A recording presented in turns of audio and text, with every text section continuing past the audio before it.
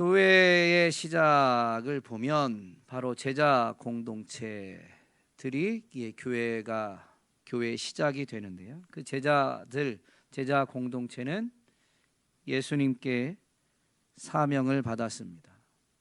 간단히 요약하면 복음 전파와 제자 양육이라고 요약할 수가 있습니다. 그런데 사도행전에서는 이제 예수님이 승천하시기 전에 이런 명령이 아니라 아버지께서 약속하신 것을 기다리라 라는 명령을 주십니다. 왜냐하면 아버지께서 약속하신 성령이 임하게 되면 능력을 받아서 사명을 깨닫고 사명을 감당할 수 있기 때문입니다. 그래서 승천하시는 모습을 쳐다보고 있는 제자들에게 천사는 어찌하여 하늘만 쳐다보느냐라고 책망했고, 그래서 제자 공동체는 오늘 우리가 읽은 본문의 내용처럼 그들이 거주하고 있던 예루살렘 성 내에서도 그들이 머물고 있던 다락방으로 가서 기도하게 됩니다. 이 모습을 보면 오늘 우리는 두 가지를 깨닫게 되는데, 성도들의 기다림은 아무것도 하지 않는 것이 아니라 성도의 기다림은 기도의 시간이다라는 것을 분명히 알게 됩니다. 그리고 한 가지 더 알게 되는데, 교회는 기도할 때 약속한 것, 즉 성령을 받는다라는 것을 알 수가 있습니다. 그러므로 교회가 시작되어지게 되는데요, 교회는 성령에 의해서 기도할 때 성령이 부어짐으로 인해서 교회가 시작되었습니다. 그건 무슨 말이냐면 예수님이 맡기신 사명을 성령을 받고 나서 감당하게 되었다라는 것이죠. 그래서 참된 교회를 생각해 볼 때 복음 전파를 하지 않는 교회는 더 이상 교회가 아니다 라고까지 말할 수 있습니다. 제자를 양육하지 않는 교회는 더 이상 교회가 아니다 라고까지 말할 수가 있는 것이죠. 이 일을 위해서 교회는 성령의 능력을 입어야 되는데, 기도할 때 성령이 부어지니 기도하지 않는 교회는 더 이상 교회가 아니다 라고까지 말할 수가 있는 것입니다. 겉모습은 교회다, 우리가 교회다 라고 말할지 모르지만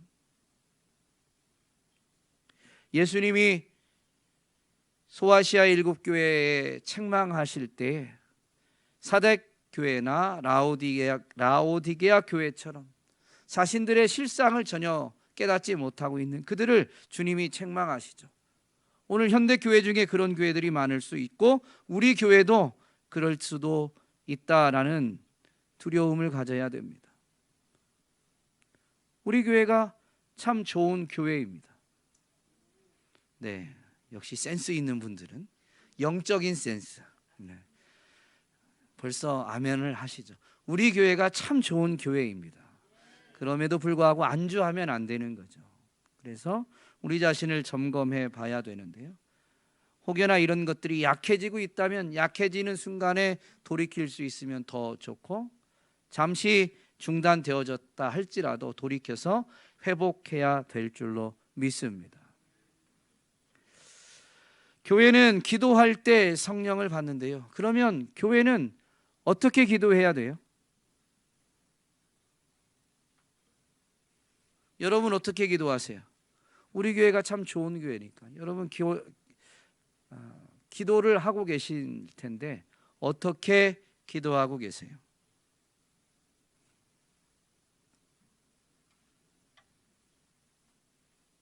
어떻게 기도하세요?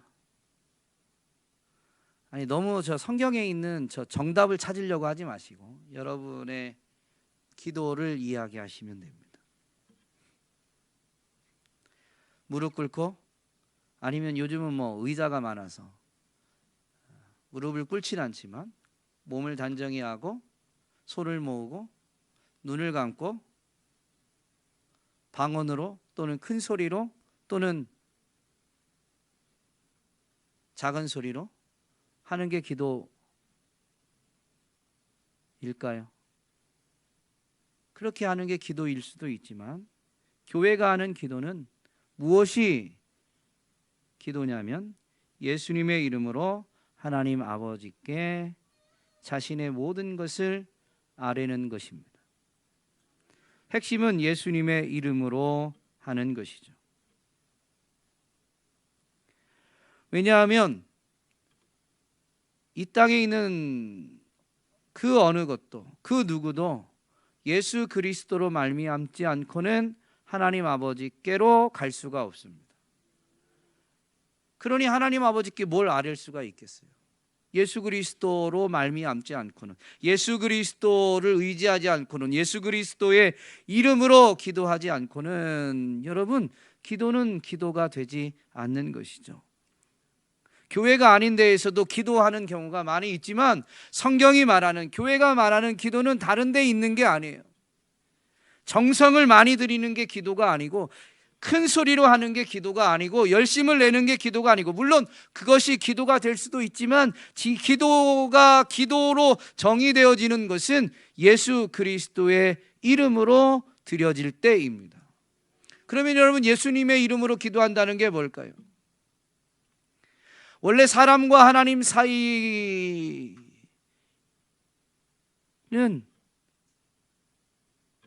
함께 하기 위해서 지어졌습니다. 그런데 죄가 들어오면서 하나님과 사람 사이가 갈라지게 되었어요. 죄로 말미암아 인생이 하나님께 나아가고자 해도 나아갈 수가 없습니다. 죄로 말미암아 인생의 기도가 하나님께 상달되어지지 않아요. 왜 예수님의 이름이 아니면 기도가 될 수 없느냐? 그 죄 때문입니다. 히브리서 기자는 그 죄의 문제를 예수 그리스도께서 해결해 주셨음을 분명히 우리에게 가르쳐 줍니다. 설명해 줍니다. 우리에게 대제사장이 있는데 진정한 대제사장은 구약 시대에 있었던, 제도적으로 있었던 어떤 사람이 아니라 바로 하늘로부터 우리 가운데 오신 예수 그리스도다라는 것을 분명히 가르쳐주고, 그 대제사장이신 예수 그리스도는 자기 몸을 단번에 속죄 제물, 화목 제물로 드려서 영원한 속죄를 이루어 하나님과 우리 사이를 화목하게 해서 이제는 죄인이었던 인생이 바로 예수 그리스도께서 행하신 그것을 믿음으로 부여잡는 사람들에게 은혜를 베풀어 주셔서 죄인이지만 용서받고 하나님의 보좌 앞에 담대히 나아갈 수 있게 해 주셨다라는 것을 설명해 주죠. 그래서 예수 그리스도를 믿고 그 이름으로 기도하지 않는 이상 어떤 기도도 하나님께 상달되어지지 않습니다. 여러분, 예수님의 이름으로 드리는 기도만이 하나님께 상달되어지는데요, 이것을 하늘의 관점에서, 영적인 관점에서 우리에게 밝히 보여주는 게 있는데 그게 요한계시록입니다. 요한계시록은 사도 요한이 본 환상이에요. 땅의 일이 아니라 하늘의 일을 환상으로 보고 가르쳐 주는데, 그 메시지는 뭐냐면, 환상은 이상한 것이 많지만 핵심은 그겁니다. 하늘에서 이미 하나님이 교회로 하여금 이기게 하셨다라는 거예요. 그래서 땅에서 지금 교회들이 핍박을 받고 있지만 인내하면 반드시 하늘에서의 일이 땅에서도 이루어지기 때문에 교회가 승리한다라는 걸 가르쳐 주는 겁니다. 그 하늘의 일을 보여주는데 계시록 8장에 가면 어떤 말씀이 있냐면요, 또 다른 천사가 와서 제단 곁에 서서 금향로를 가지고 많은 향을 받았으니 이는 모든 성도의 기도와 합하여 보좌 앞 금제단에 드리고자 함이라. 향연이 성도의 기도와 함께 천사의 손으로부터 하나님 앞으로 올라가는지라. 여러분, 예수님의 이름으로 드리는 이 성도들의 기도가 어디에 담겨져요? 금향로에 담겨져요. 그래서 하나님의 보좌 앞에 있는 금제단에 올려진다는 거예요. 즉 하나님 앞에 상달된다라는 거죠. 이 금향로와 금제단은 성소와 성막을 지으라고 하나님이 명령해 주실 때 주셨던 규례를 표현한 겁니다. 성소는 하나님이 임재의 처소로 만들도록 하셨는데, 특별히 지성소에서 하나님이 택한 백성들을 만나 주시죠.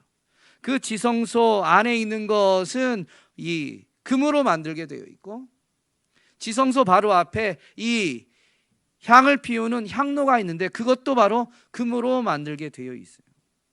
가장 영광스럽고 거룩한 곳에서 드려지는 것은 이렇게 귀한 값진 것으로 만들어서 거기에 보관하게 되어 있다라는 것입니다. 이게 성소를 지을 때 성막을 지을 때, 성전을 지을 때 주셨던 규칙입니다. 그런데 성도의 기도가 어디에 담긴다고요? 바로 그 지성소 바로 앞에서 향을 피우는 금향로에 담긴다라는 것입니다.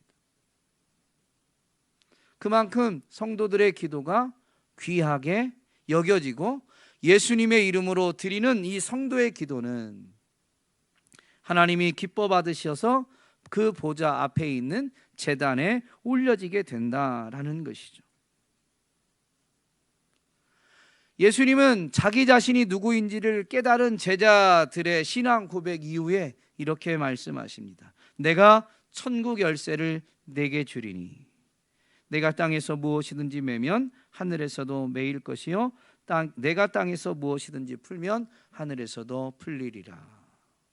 마태복음 16장 19절에 있는 말씀인데, 그 앞부분에 베드로의 신앙 고백이 있죠. 주는 그리스도시요 살아계신 하나님의 아들이십니다. 그냥 이 표현이 중요한 게 아니라 그분이 하나님이 보내신 아들 그리스도로서, 메시아 즉 구원자로서 이 땅에 오셔서 우리의 죄를 대신 담당하셨기 때문에 그분이 누구이신지, 그분이 이루신 일을 우리가 믿음으로 부여잡으면 우리는 바로 구원자 예수 그리스도 때문에 죄 사함을 받게 되어집니다. 주님은 정말로 그리스도이시고 살아계신 하나님의 아들이십니다 라고 고백하게 되는 거예요.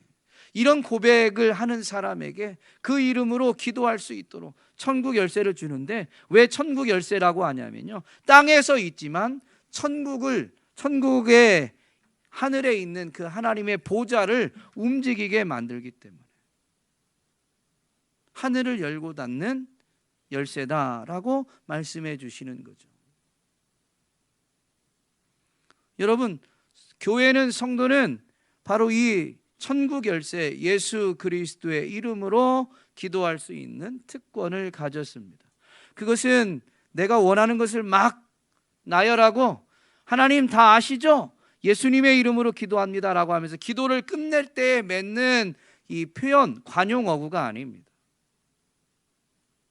죄인은 하나님께 나아갈 수 없는데 우리가 하나님 앞에 기도한다라는 건 우리가 죄인이지만 예수님 때문에 죄사함을 받았고, 우리 죄사함 받은 우리는 하나님 아버지라고 부르니까 우리는 하나님의 자녀가 되었습니다 라는 고백을 담고 있는 표현이에요.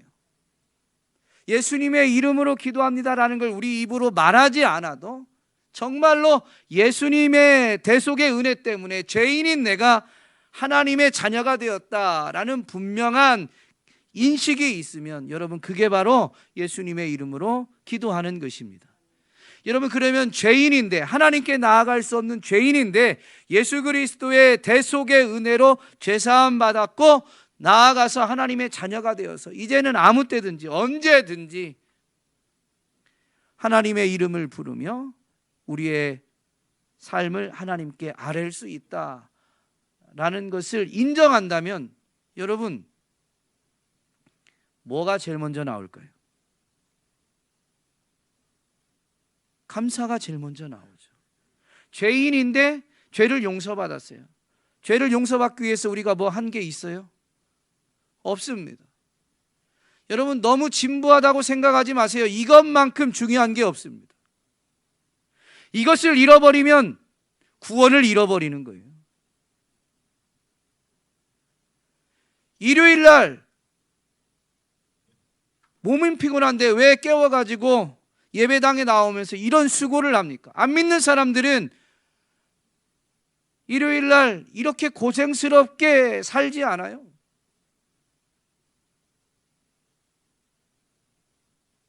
이유가 어디 있어요?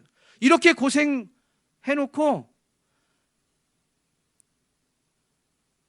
정말로 구원을 잃어버린다면 우리가 가장 불쌍한 사람이죠. 사도 바울의 말입니다. 그러므로 여러분, 진부한 얘기이지만 그럼에도 불구하고 이것만큼 중요한 게 없는 거예요. 이것을 잃어버리니까 감격이 사라지게 되는 거죠. 기도도 해야 되나? 의무감이 들고 무거운 짐처럼 여겨집니다. 여러분, 아니에요. 기도는 천국 열쇠를 받은 특권입니다. 특권입니다. 그리고 구원받은 자라면 구원받은 이후의 삶, 구원을 누리는 삶은 기도 외에 다른 방법이 없어요. 하나님께 나아가는 것도 예수 그리스도의 이름으로 나아가죠. 그럼 하나님이 우리에게 기도를 들으시고 응답해 주시는 모든 것은 어떻게 응답될까요? 예수 이름으로. 죄인인 인간이 하나님께 나아가는 길은 예수 그리스도 그분밖에 없어요. 그러면 죄인인 우리가 하나님께로부터 무엇을 받는 통로는 어디에 있겠어요? 우리의 죄 문제를 해결해 주신 예수 그리스도 외에 다른 길이 없어요. 그래서 예수님을 일컬어서 길과 진리와 생명 되신다라고 고백하는 겁니다. 성경은 우리의 모든 기도가 예수님의 이름으로 응답된다라는 것을 분명히 가르쳐 주죠. 예수님이 직접 가르쳐 주세요. 요한복음 16장에 보면 내가 진실로 너희에게 이르노니 너희가 무엇이든지 아버지께 구하는 것을 내 이름으로 주시리라. 지금까지는 너희가 내 이름으로 아무것도 구하지 아니하였으나 구하라 그리하면 받으리니 너희 기쁨이 충만하리라. 이 말씀을 잘 묵상해 보면 여러분, 오늘 우리의 기도가 왜 응답이 없는 줄 아세요? 예수님의 이름으로 기도하지 않기 때문이에요. 내 필요를 따라서 하나님을 필요로 하지만 아니요, 내가 필요한 걸 하나님께 아랜다 할지라도 우리의 기본 마음은 예수님의 이름으로 기도해야 되는 거죠. 이미 구원해 주신 은혜에 감사하면서 나 같은 것이 어떻게 하나님 앞에 이런 것을, 이런 문제를, 이런 고민을, 이런 연약함을 해결해 달라고 아랠 수가 있습니까? 라고 하면서 기도하는 거예요. 내가 기도하니까 들어주는 게 아니라 나 같은 죄인도 용서해 주시고 사랑해 주신 하나님이 선하시고 인자하시기 때문에 이걸 아뢰게 됩니다. 그래서 아뢰는 거예요. 그래서 여러분, 예수님의 이름으로 기도하는 사람들의 기도는 뭐냐면 이것을 표현하지 않지만 이게 담겨져 있어요. 뭐가 있냐면요, 그리 아니하셔도 나는 주님만 섬기겠습니다. 뭘 들어줘야 예수 그리스도를 믿고 따르는 게 아닙니다. 우리가 예수님을 따르는 것은 구원에 있는 거예요. 지난 금요일에도 말씀을 증거했는데요, 베드로가 다른 사람들은 다 예수를 버려두고 떠나가는데 예수님이 너희도 나를 떠나려느냐라고 물은데 베드로가 위대한 신앙 고백을 또 합니다. 생명의 말씀이 주께 있으니 우리가 어디로 가겠습니까?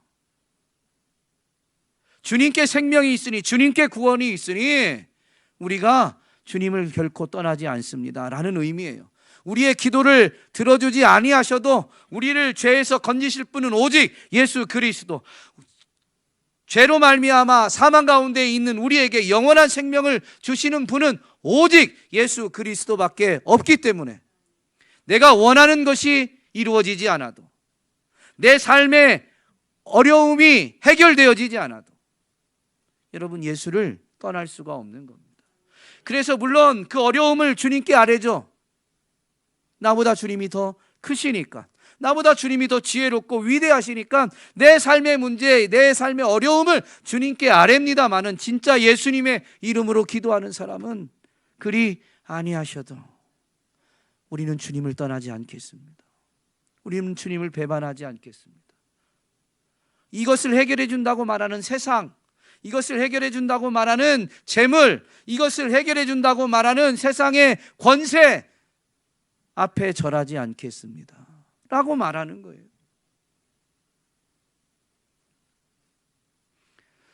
예수님의 이름으로 기도하지 않으니까 여러분, 응답을 못 받는 거죠. 여러분, 예수님의 이름으로 지금까지는 구하지 아니하였을지라도 주님이 제자들에게 말씀해요. 예수님의 이름으로 구하라. 그리하면 받으리니 너희 기쁨이 충만하리라.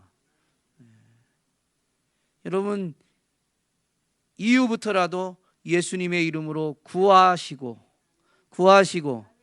주님 말씀대로 받으셔서 기쁨이 충만한 삶을 살아가시기를 주님의 이름으로 축복합니다. 심지어 성령님조차도 예수님의 이름으로 보내지는 거예요. 요한복음 14장 말씀에 보면 보혜사 곧 아버지께서 내 이름으로 보내실 성령, 그가 너희에게 모든 것을 가르치고 내가 너희에게 분부한 모든 것을 생각나게 하리라 라고 주님이 제자들에게 가르치십니다. 성령님을 성부 하나님이 보내주시지만 예수님의 이름으로 보내주십니다. 무슨 얘기냐면 예수 그리스도의 대속의 은혜를 믿는 사람들에게, 그래서 속죄함을 받은 사람들, 죄가 사함 받은 사람들에게만 성령이 부어지는 거예요. 죄가 해결되지 않은 곳에는 성령님이 부어지지 않고 성령님이 역사하지 않습니다. 성령님은 문자 그대로 이름을 풀어서 설명하면 거룩한 영이시니까 죄가 해결되지 않은 더러운 곳에는 성령님이 거하실 수가 없는 겁니다. 그래서 성령님을 보내주셔도 예수님의 이름으로 오시는 거예요. 예수 이름을 믿는 이들에게 성령님이 임하시게 되는 것이죠. 사실 엄밀히 말하면 모든 기도 응답은 예수님의 이름으로 성령님이 오셔서 성령님이 역사하시기 때문에 우리는 하나님께 기도 응답을 받았다라고 깨닫게 됩니다. 예수님이 이 땅에 사역하신 모든 사역들을 살펴보면 오늘 우리가 구하는 것들은 바로 예수님이 사역하셨던 것 안에 다 있음을 알 수 있죠. 치유, 축사, 이적. 그런데 이러한 모든 사역은 예수님이 자신의 능력으로 하신 게 아니라 하나님이 세례를 받고 나오실 때 성령을 부어주셨고, 요한복음 더군다나 그 하나님이 예수 그리스도께 성령을 한량없이 부어주셨기 때문에 예수님이 하나님의 말씀을 전파하고 하나님 나라를 증거했다라고 분명히 가르쳐줍니다. 예수님의 모든 사역은 성령의 역사였습니다. 우리가 구하는 모든 기도의 응답은 예수님의 이름으로 성령이 보내어져서 성령님이 우리의 삶의 현장에서 역사하시기 때문에 이루어지는 일들인 것이죠. 그러므로 엄밀히 말하면 여러분, 기도의 응답은 성령을 보내시는 것입니다. 진짜 기도 응답은 성령님이 우리 가운데 오시는 거예요. 이 성령님이 오시면 내가 원하는 것이 해결되지 않아도 하나님이 내 기도에 응답해 주셨다는 걸 알아요. 왜냐하면 그 성령님이 네가 구한 건 욕심이다라는 것을 깨닫게 해주시거나 네가 구한 게 너에게 가장 유익한 것이 아니다라는 것을 깨닫게 해주십니다. 그래서 내가 구한 대로 이루어지지 않아도 성령을 받은 사람은 하나님이 내 기도를 들어주셨다라는 것을 분명히 깨닫고 감사하고 기뻐하게 됩니다. 이 기도에 대한 가르침은 예수님이 직접 설명해 주셨어요. 너희가 악할지라도 자식에게 좋은 것을 줄 알거든 하물며 너희 하늘 아버지께서 구하는 자에게 성령을 주시지 않겠느냐. 하늘에 계신 우리 아버지는 이 땅에 있는 아버지보다 훨씬 더 좋은 분이신데 그 하나님 아버지는 구하는 자에게 성령을 주신다는 거예요. 그러므로 여러분, 교회는 예수님의 이름으로 기도할 때 성령을 받게 됩니다. 기도함으로 성령 충만한 은혜를 누리시기를 주님의 이름으로 축복합니다. 성령의 능력이 아니면 교회는 참된 교회, 성도는 성도다운 삶을 살아낼 수가 없는 것이죠. 이를 위해서 성도는 기다리는 시간 동안 뭘 해야 돼요? 기도해야 되죠. 기도해야 성령을 받으니까. 그런데 언제 성령이 부어진다라는 기약이 없어요. 때와 기한은, 때와 시기는 우리의 소관이에요? 하나님 아버지의 소관이에요? 하나님 아버지의 소관이란 표현이 좀 그러네요. 주권이에요. 그분의 결정에 있습니다. 예수님은 때와 시기는 너희가 알 바가 아니다. 그거 알려고 하지 마라 라고 분명히 말씀하시죠. 그러면 그 때와 시기, 즉 기약이 없는데 기다리는 것은 쉬울까요? 어려울까요? 기약 없는 기다림처럼 힘든 게 없습니다. 그런데 어떻게 이 초대 교회는, 처음 교회는, 제자 공동체는 기약 없는 기다림을 기도로 바꿨을까요?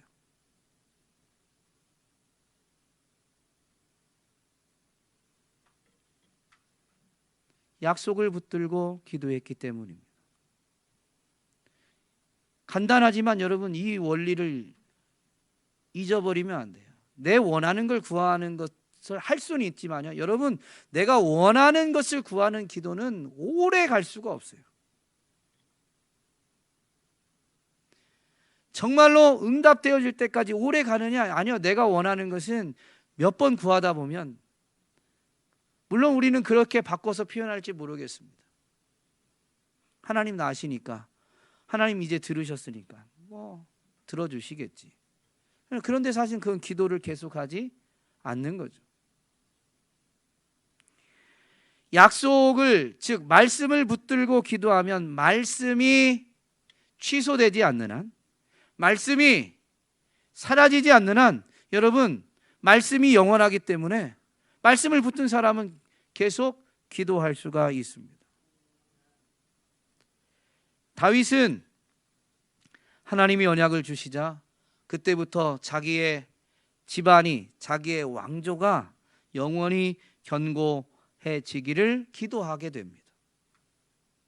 그러면서 이렇게 고백하죠. 만군의 주 이스라엘의 하나님, 주님께서 몸소 이 계시를 이 종에게 주시고 내가 너의 집안을 세우겠다 하고 말씀하여 주셨으므로 주님의 종이 감히 주님께 이러한 간구를 드릴 용기를 얻었습니다.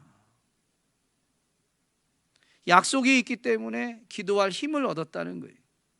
약속이 있기 때문에 낙심하지 않고 기도할 힘을 얻게 됩니다. 그러므로 오늘 우리는 약속을 붙들고 기도해야지, 우리의 필요를 따라서 기도할 수는 있지만 그렇게 기도하는 경우는 기약 없는 기다림을 온전히 기도로 승화시키기가 어렵습니다.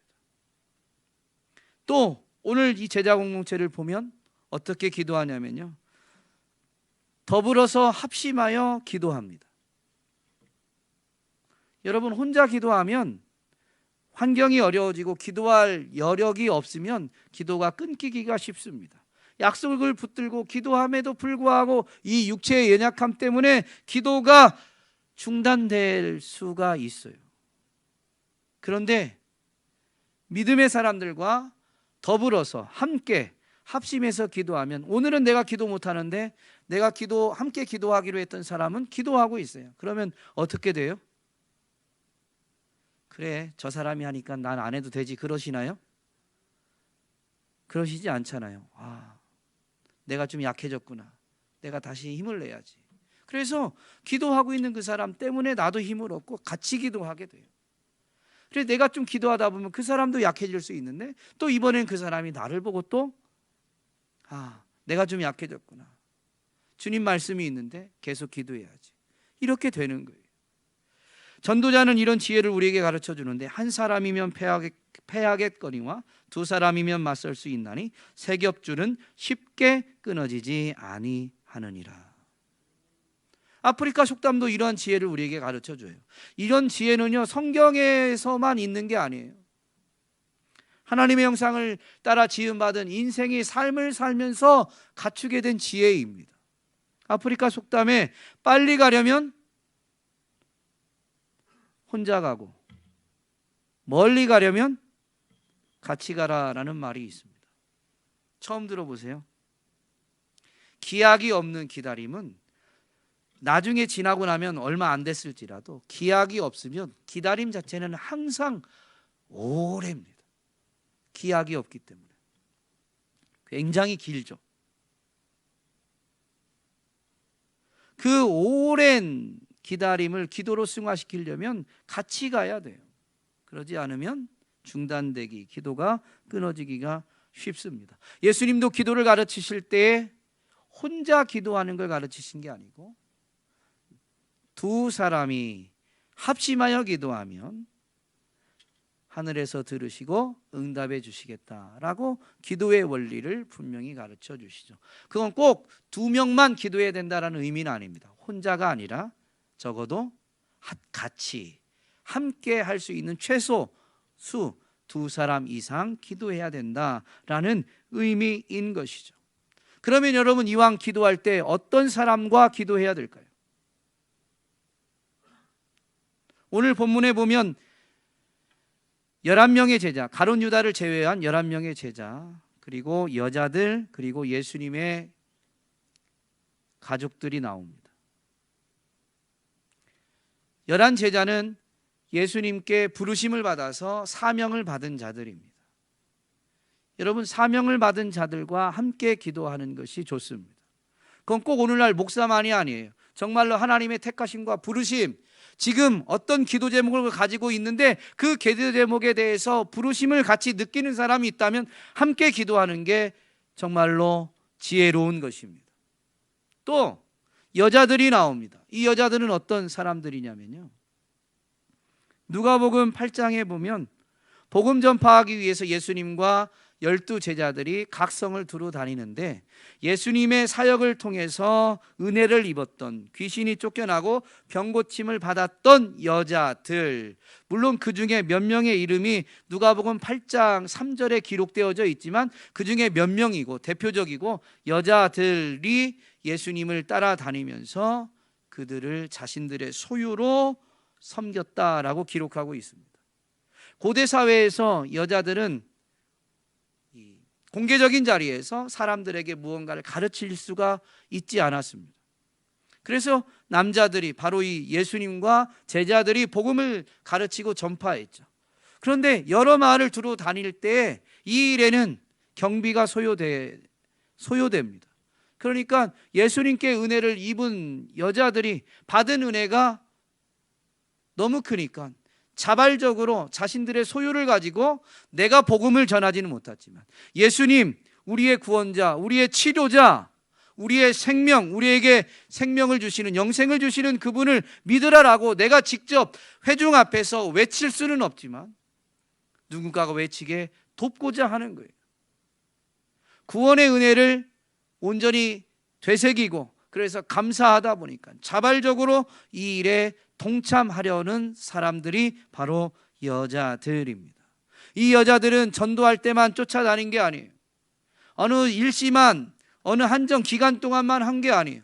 이 여자들은 누가복음 23장에 가면 예수님이 붙잡혀 가실 때, 십자가의 길을 걸으실 때도 뒤따라 갔습니다. 그리고 심지어 십자가에서 죽으신 이후에 그 시신을 내려서 장사 지낼 때 그 무덤까지 뒤쫓아가서 그 시신을 마지막 자신들이 안식일이 지나면 향품을 가져다가 장례를 치르려고 마지막까지 뒤쫓아간 사람들입니다. 누가 시킨 게 아니에요. 구원의 은혜의 그 크기를 알고 그 은혜에 감사해서 스스로 자발적으로 주님을 섬기고 주님이 하시고자 하는 일이 온전히 이루어지는 것을 돕고자 하는 사람이 여자들입니다. 꼭 성별로 여성만을 말하는 게 아니라, 이런 사람이 있다면 여러분, 그런 사람들과 함께 기도 제목을 나누고 기도하면 여러분, 그 구원의 은혜를 아는 사람은 예수님의 이름으로 나 자신만이 아니라 다른 사람을 위해서도 기도하게 돼요. 왜냐하면 그 기도가 응답되어지면 그 사람에게도 유익하지만 주님이 영광을 받으시기 때문에. 그래서요, 정말로 구원의 은혜를 아는 사람과 기도 제목을 나눠야 돼요. 정말로 예수님의 이름으로 기도하는 사람과 기도 제목을 나누고 함께 예수님의 이름으로 기도해야 되는 것입니다. 그러면 응답을 받고 기쁨이 충만하게 되고 하나님께 영광 돌리고 주님을 증거하게 되죠. 오늘 저와 여러분이 기도하지 않으면 더 이상 교회가 아니다라는 것을 분명히 기억하면서 이후로는 성도답게 기도로 삶을 살아가되 그 긴 기다림을 기도로 승화시키기 위해서는 약속의 말씀을 붙들고 구원의 은혜를 알아서 구원의 은혜에 감사하며 기뻐하는 사람과 기도 제목을 나눠서 더불어서 함께 기도하여 정말로 증인의 삶, 예수님이 구원자이시고 예수님이 우리를 지키시고 인도하시는 분이심을 삶으로 체험하면서 증거할 수 있게 되기를 주님의 이름으로 축복합니다.